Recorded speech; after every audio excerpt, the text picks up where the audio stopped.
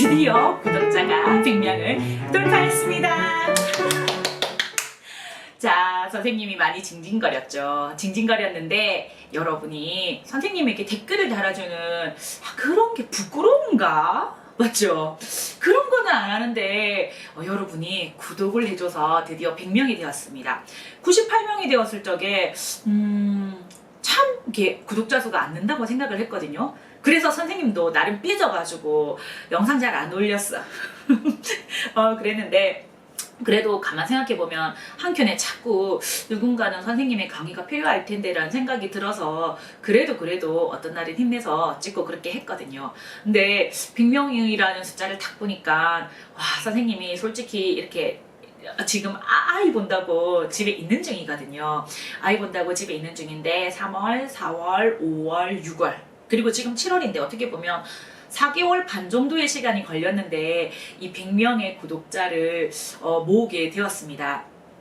다른 유명한 사람들은 뭐 며칠 만에 몇만 명 이렇죠. 근데 사실 이렇게 인터넷 강의 시장도 아니고요. 맞죠? 여기에서 공부를 하는 사람들이 그래도 100명. 솔직히 100명 아닙니다. 선생님 지인들이 한 10명은 되는 것 같습니다.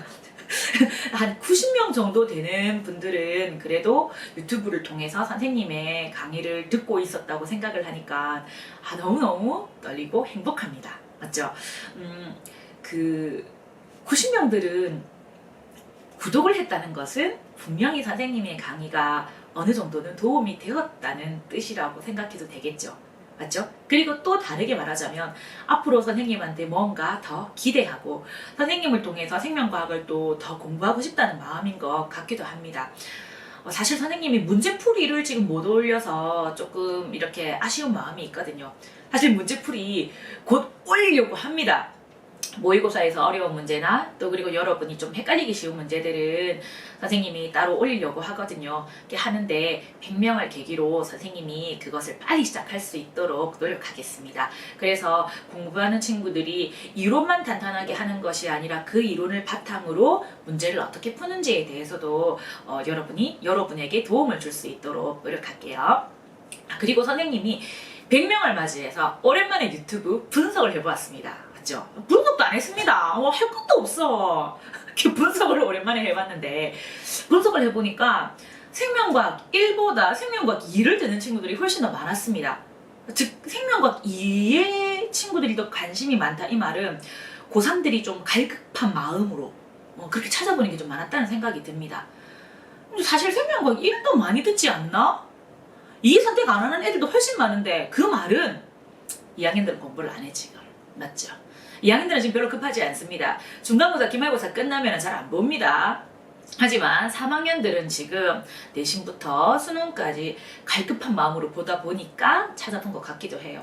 그래서 선생님들이 갈급한 3학년들을 꼭 놓치지 않고 도움을 줄 수 있도록 이제 100명을 계기로 더 노력해 보도록 하겠습니다. 자, 그리고 그러면 3학년들에게 지금 선생님이 하고 싶은 말은 뭘까요? 뭐냐고 하면요.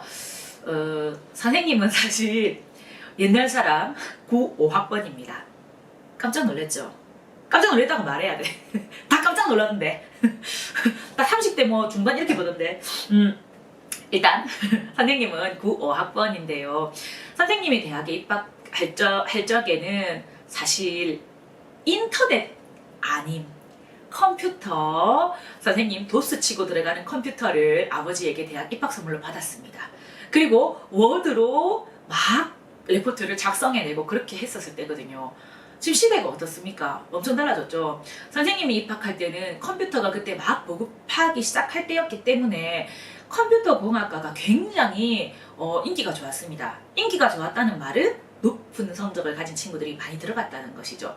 그리고 또 그때 또 지금으로 얘기를 하자 치면 선생님은 제2외국어를 독일어로 배웠습니다. 단케, 셴.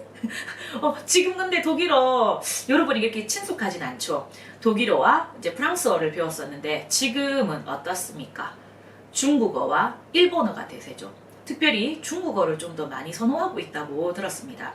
그때 선생님이 제2외국어를 선택할 당시에는 실업 계열 친구들이 일본어를 선택했었거든요. 근데 지금은 어떻습니까? 달라졌습니다. 맞죠? 그리고 또 그때 당시에서는 심리학이라고 하는 것에 대해서 1도 관심이, 심리학이 뭡니까? 먹고 살기 바쁜데, 맞죠? 근데 지금 어떻습니까? 심리학 1, 2등급 친구들이 가는 걸로 알고 있습니다. 맞죠? 선생님 절친, 세상에 들도 없는 절친이 있는데요. 그 절친이 그때 심리학과 갔거든요. 심리학과 갔는데 지금은 그 심리학과를 나온 것이 그 친구한테 엄청난 자산이 되었습니다. 그래서 지금 상담교사이거든요. 그 친구가 그 자기의 그 대학 때의 바탕, 그리고 또 그 뒤에도 여러 가지 활동을 많이 해서 제가 보기에는 최고의 상담교사가 되어 있습니다.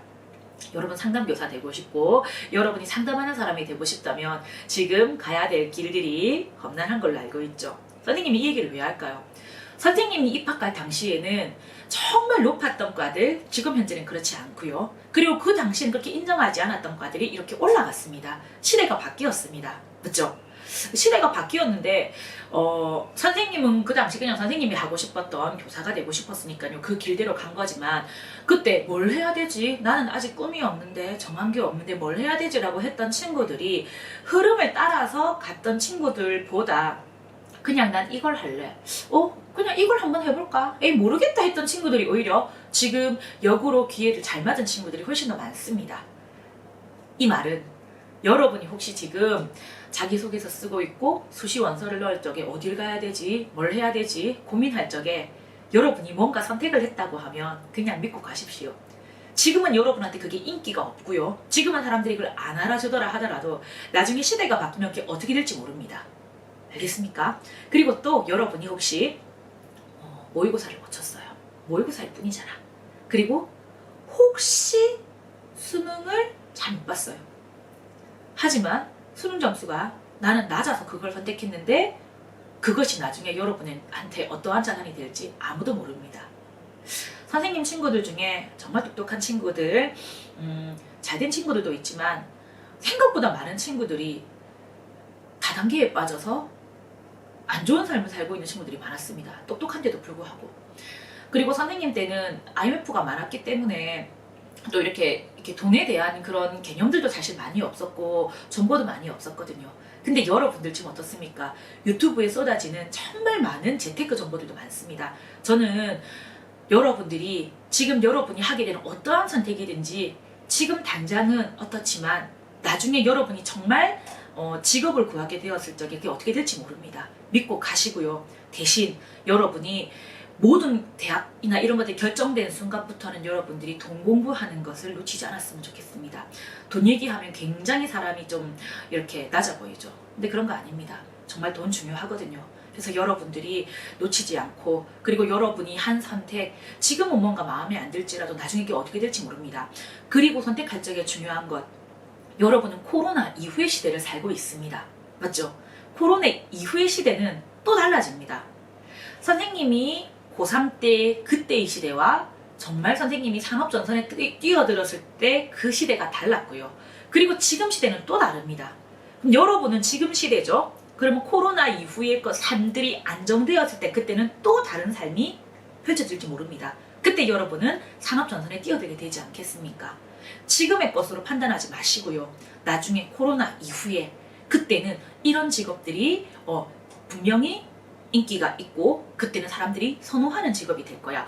혹은 막 이때 준비한 사람들이 뭔가 시작해야 되는데 그거를 할 만한 사람이 아무도 없었을 적에 나 그거 했는데 해서 여러분이 굉장히 우수한 사람, 블루오션에 여러분이 해당하는 사람이 될 수도 있습니다.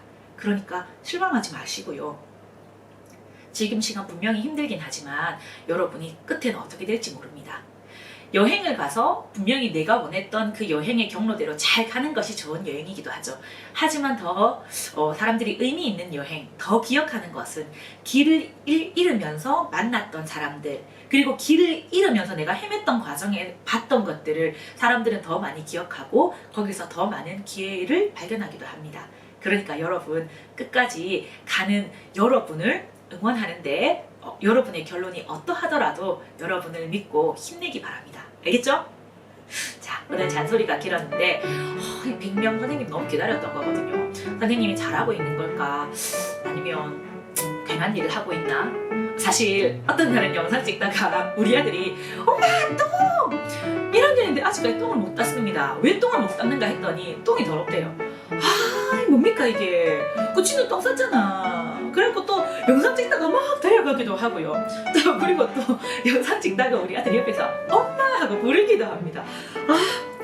아들이 초등학교 1학년 들어가니까 집에 일찍 오거든요. 그때 제가 아들이 오기 전에 영상을 찍고 아들이 오면 편집을 같이 하기도 하고 아들 공부를 봐주기도 하는데 아들이 있어서 좋기도 하지만 또 한편으로 보면 아들 때문에 쉬고 있는 건데 영상이 나한테 더 중요한가? 그러면서 영상 찍는 걸 내가 정말 잘하고 있는 건가 생각을 할 때가 많았거든요. 그런데 100명까지 온 걸 보면 분명히 선생님은 그래도 누군가에게 도움이 될 필요는 있는 것 같다는 생각이 듭니다. 늘 대본 없이 늘 주저리 말하지만 다 들어줘서 고맙고요. 다 들어주고 있나? 어쨌든 앞으로 더 영상을 많이 찍게 될지 아니면 선생님이 문제풀이 과정 위주로 많이 하게 될지는 모르겠지만 분명히 구독자가 늘고 있는 한 선생님은 여러분을 위해서 노력하도록 하겠습니다. 자, 오늘 더운 날인데요. 힘내고 그리고 또 여러분 선생님과 함께 열심히 공부하기를 바랍니다. 감사합니다. 안녕.